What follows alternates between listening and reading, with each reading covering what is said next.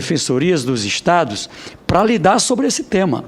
As pessoas que têm baixa renda, que não podem contratar um advogado, que não podem fazer um enfrentamento com conhecimento da lei, podem se apegar aos defensores. Mas, se os defensores não estiverem preparados, vai dar problema. A Justiça tem uma lei, a Justiça precisa ser especializada. O Ministério Público, juízes, enfim, precisam ser especializados para poder dominar. Então, acho que precisa ter uma interface também com as entidades do judiciário, no sentido de se avançar nessa direção. Então, o que eu estou aqui, me perdoem pelo...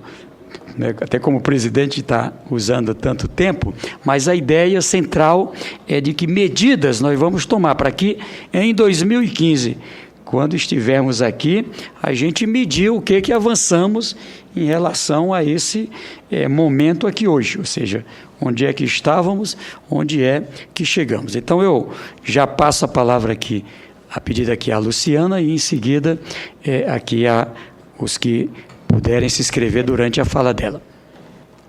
Do Wellington, é justamente sobre o diagnóstico precoce que eu gostaria de falar. Eu acho que eu vou me emocionar também sou mãe de autista, e o diagnóstico do meu filho Bernardo foi feito antes dos 2 anos de idade, o que possibilitou que ele fizesse um tratamento intensivo caro, pago por mim, que nesse tempo ainda fiquei viúva, então cuidei de tudo sozinha. Mas ele está praticamente curado. Então, é exatamente o que o senhor está falando. Eu acredito que existe cura, que a questão é diagnóstico precoce. É lógico, em algumas situações, o grau é muito severo e pode não haver cura, infelizmente. E estou aqui falando justamente em nome até da senadora Ângela Portela, porque tem um projeto de autoria dela que torna obrigatória a adoção pelo SUS de um protocolo que estabeleça padrões para avaliação de risco para o desenvolvimento psíquico das crianças.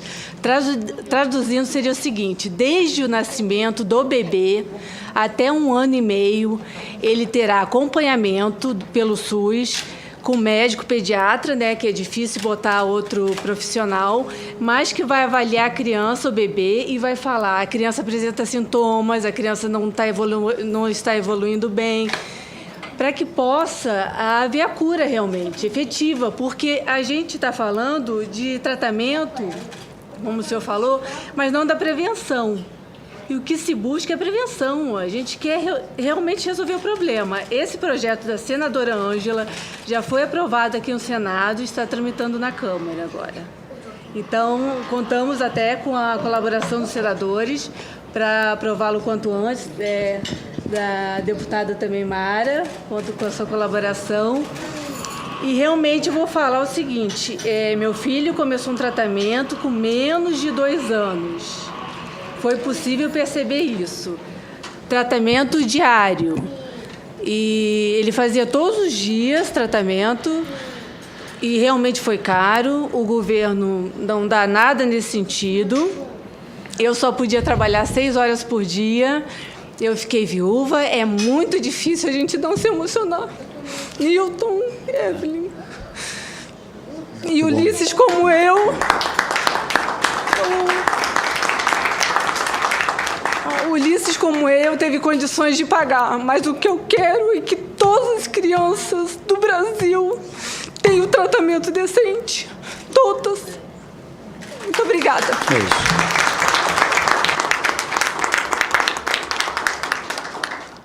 Senadora deputada Mara Gabrilli.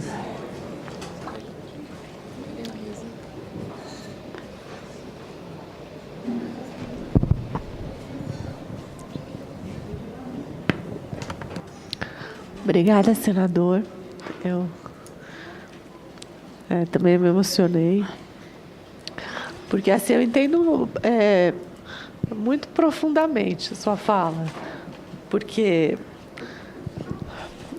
assim eu fico pensando, pelo lado da pessoa com deficiência, e assim eu só estou aqui por causa disso, porque eu gostaria que todas as pessoas tivessem, um pouco de oportunidade, por saber o quanto a oportunidade pode fazer com que uma pessoa com qualquer tipo de deficiência tenha qualidade de vida.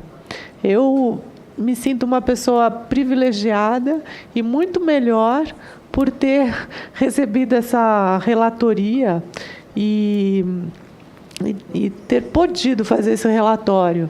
Assim, eu sinto que assim, o meu mandato valeu a pena por causa disso, porque assim, eu embarquei num universo que, embora eu achasse que conhecesse um pouco, né, era muito desconhecido para mim, né? E não que hoje eu possa dizer que eu conheça muito do universo, mas assim, tive uma pitada do mundo azul na minha vida e com certeza eu não sou a mesma antes e depois de ter recebido esse relatório.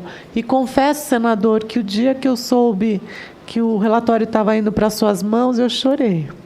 Eu chorei porque eu falei assim, puxa vida, né? Que caminho mais mais ousado de felicidade, né? Poder chegar nas mãos de um pai, né? De um pai de autista que realmente sabe do que ele está falando. Eu tenho muita gratidão às famílias, porque assim, tudo que eu escrevi ali foi por conta do que eu aprendi com elas. E eu nunca tinha conhecido um segmento dentro, né, de todos os segmentos que as pessoas atuam, tão articulado, tão envolvido emocionalmente, parece que assim que a força das pessoas que têm o transtorno do espectro autista, ela passa de uma forma tão contagiante para os familiares que vira assim um colosso a se trabalhar.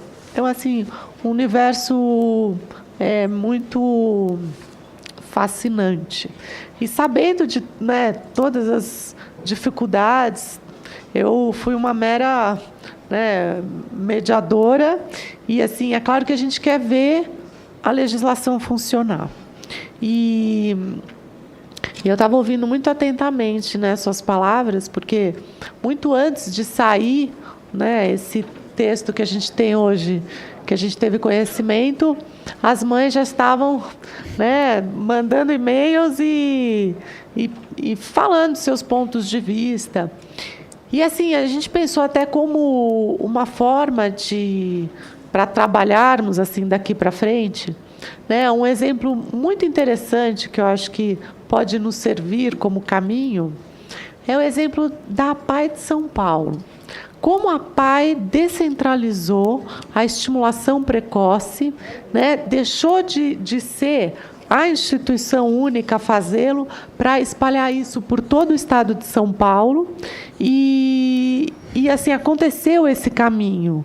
E que eu acho que é uma história de sucesso que a gente pode ter como parâmetro para pensar daqui para frente.